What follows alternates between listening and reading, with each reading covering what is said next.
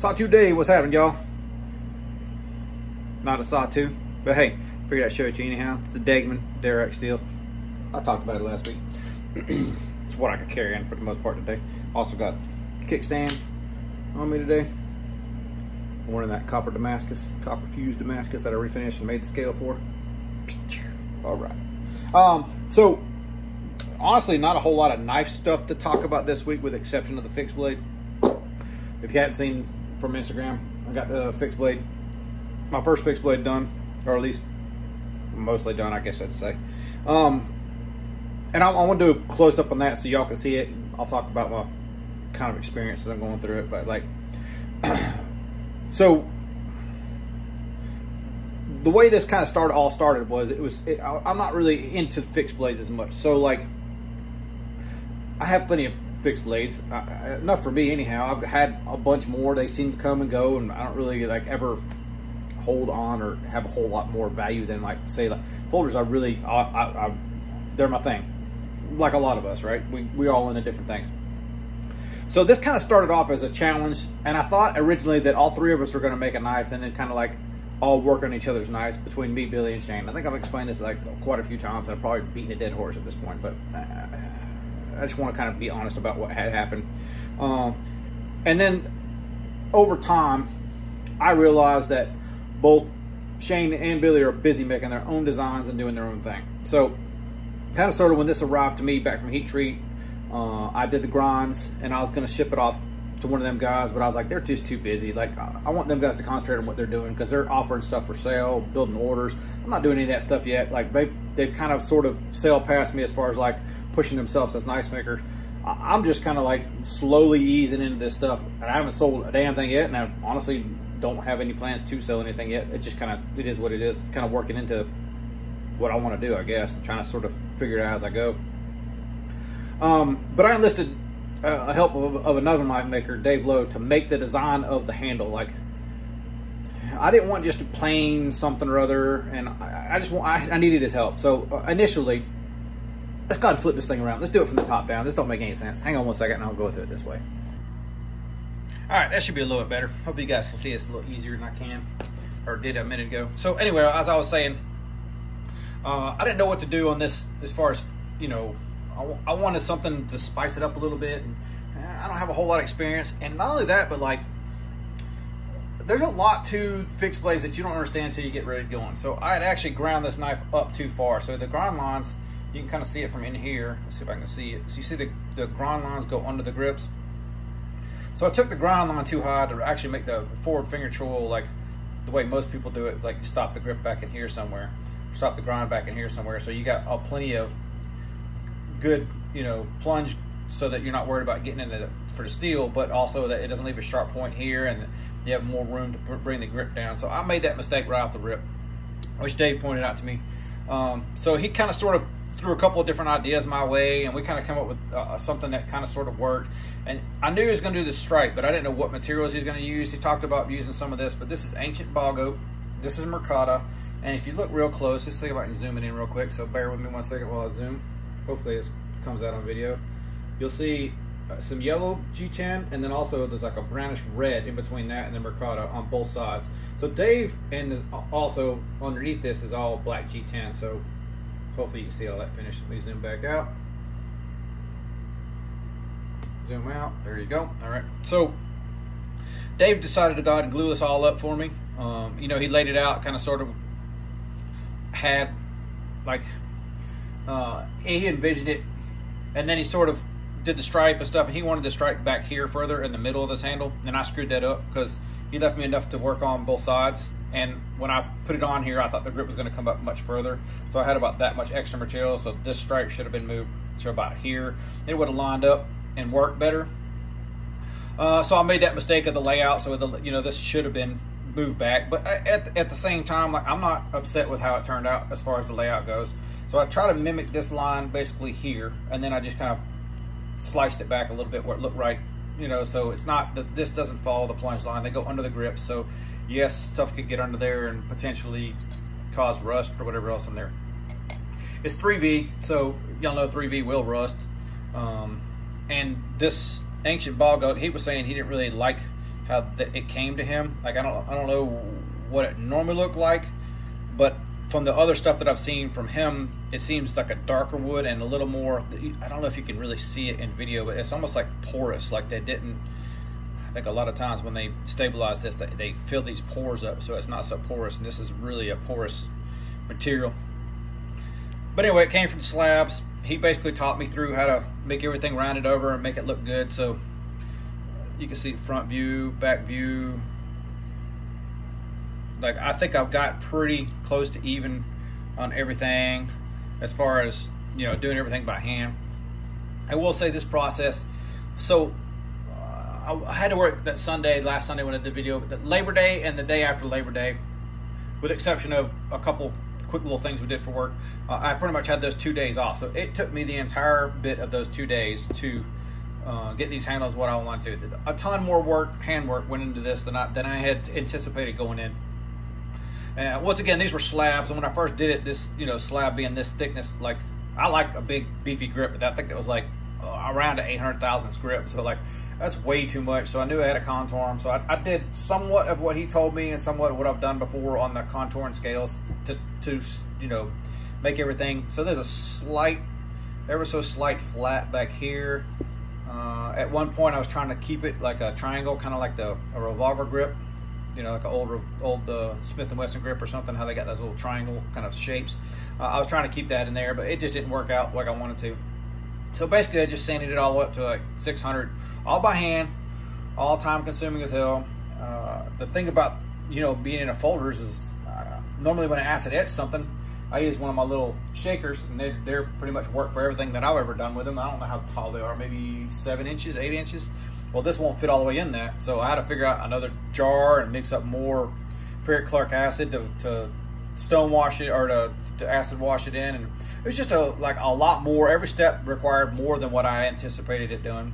This hardware is the same hardware and pivots that I would use in a folder. I just had it sitting in hand. Like I'd asked a couple different people what hardware they use. I got some different answers, and like, so I just said, well, I get this here, I'm just going to use this. So this is 4/16 stainless with actually a 1/4 inch pivot, so you can remove this stuff, take it off, and it still just looks the same. There's actually one other hole in the middle. I think if you look back on the previous video, you'll see the other hole.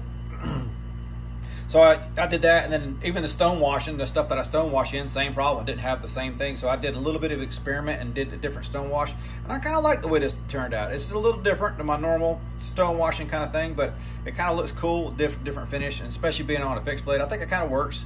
So it all kind of ties together, and you know, sometimes experiments go right, sometimes they go wrong, but I'm pretty happy with it. Obviously it doesn't have an edge on it yet, and obviously it needs a sheath.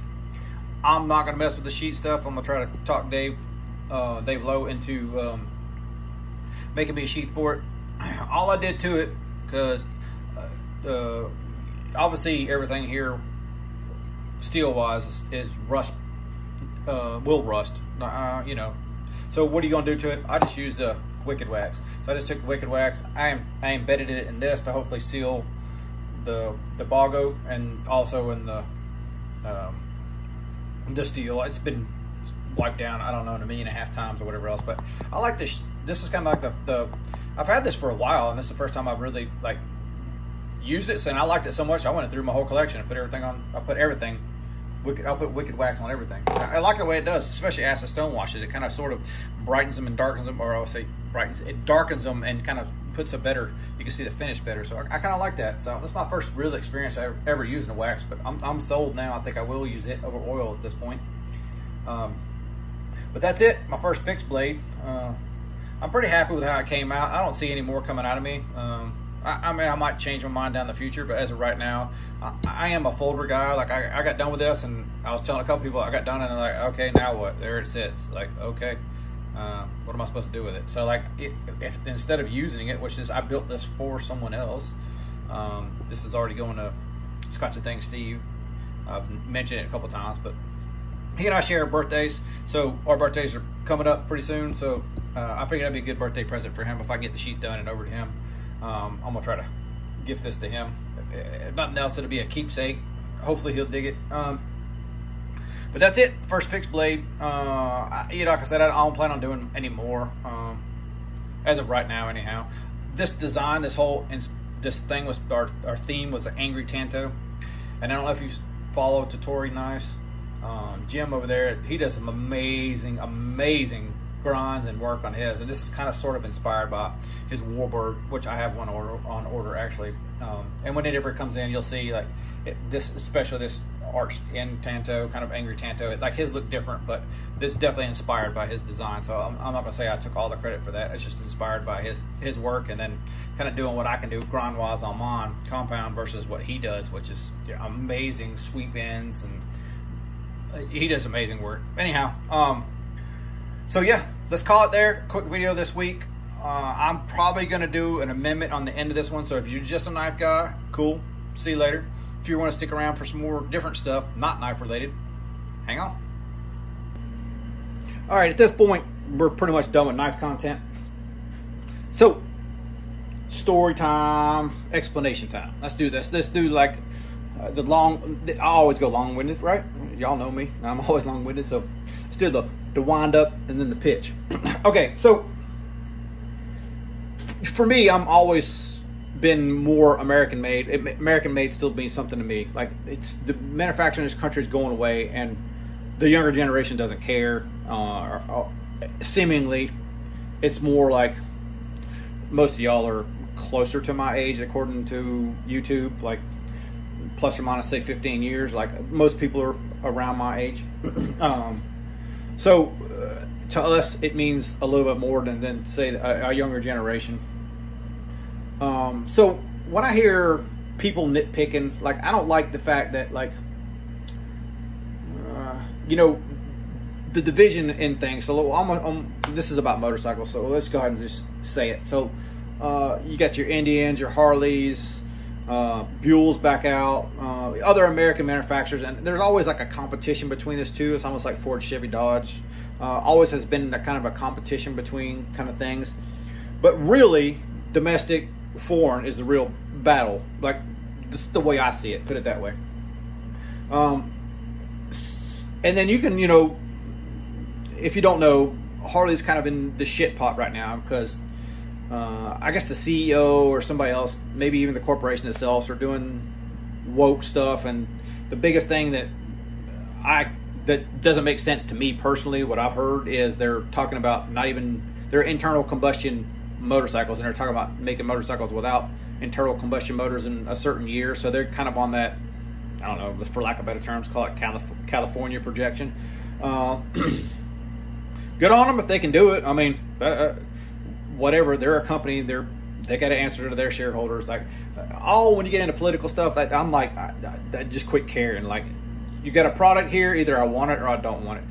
Having said that, all this drama has dried up sales for Harley big time. I think Indian sales are up and Harley sales are way down. I know a lot of people are trading Harleys and everything else. Harley also came out with, if you don't know, touring models. They came out with new touring models, not all of them, but Street Glide and Road Glide, they came out with new ones. I personally hate the way they look. I don't like the screens. Everybody says they ride better and they're more powerful. And like, I'm old. Like my Road King was a 07 with a 96 cubic inch twin cam, which is a generation ago, and a motor 2 size ago, maybe 3, 4. So it's way outdated, and it was fine for me. Honestly, like I was fine with it. So I know, long wind up. So me and Hot Rod went riding. When we go, at least till earlier this week, when we go riding, I generally give her the nicest bike I got, which was the Road King. She always hates the way it looks, but when she gets on it, she has fun. And I rode the Buell. And the Buell, you've seen, I think I've showed it in video in the past, like it's a sport bike, and it handles like a tractor. So if you can imagine like the tractor rattle shaking in agricultural style, but into a sport bike, it's very fun motorcycle, but also very torturing for people who have back pains or just generally are old. Like it's just not it's a hell of a hooligan bike, but it's just one of those, like you feel old when you ride the bike. At least I do. So we rode to breakfast. Riding to breakfast is only like 20 minutes or maybe 25 from here, the place we went. But I can see my wife had a huge smile, ear to ear smile on her face, and she was really enjoying herself. And that's what I told her. I was like, you know, like you going to school and working all the time, like it had time to have fun in a while, and I can see how much fun you're having. she's out of school till like end of October or something right now. So this we've got like a month and a half or so in window, and then she kind of goes back to the crunch schedule again. But anyway, I was like, we should just go. She'd been talking about looking at a new one anyhow, so we should just go by there and look at them and see if we can find you something. It's been a while since we bought anything new as far as motorcycle goes.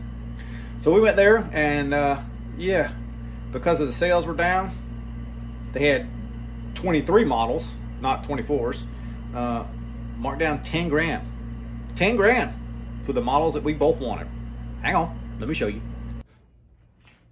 So yeah, as I was saying, we walked in that Harley Davidson dealership, 23 Street Glide ST, which I rode my buddies when I went to Blade Show 22. He had just got one. It's a phenomenal bike. And I didn't like the 24s. So to me, it's like, you know, being in a Bruiser's, like it's kind of a style that is moving past. People are moving past it, moving to the new stuff. Not as dramatic, but for the most part. So the 23 is the classic, to me, the classic design, which I personally like way better than the new stuff. The guys into Harleys, it's the same old bike you've seen forever, pretty much. The STs, if you know, are Sport Tours or taller suspension. Some little doodads here and there are different, and it's a little bit hopped up of a motor compared to like a stock Street Glide kind of thing. But yeah, they had this white one and this black one for $23,000 and $25,000, where they normally were $33,000, $35,000, something like that. So like, it hit me hard, man. And I was like, you know what?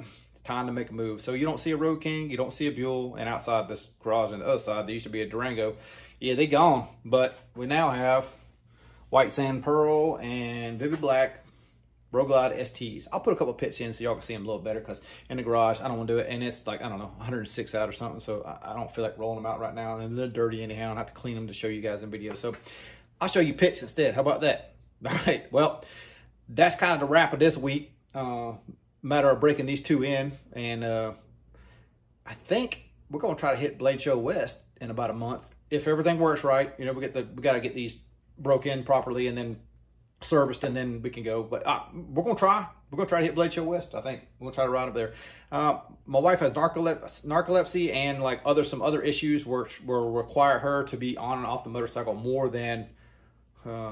we ain't blasting up there in like 12 hours or something. That ain't going to happen. I think that's what it says for us. Estimated drive is 12 hours. Like, it's probably going to be a 2-day, you know, so we might just show up on a Friday, stay, I don't know, 100 miles outside the city and turn and come back. Or we might stay there and we do the whole event. It just depends. But that's sort of our game plan right now. Take a little vacation.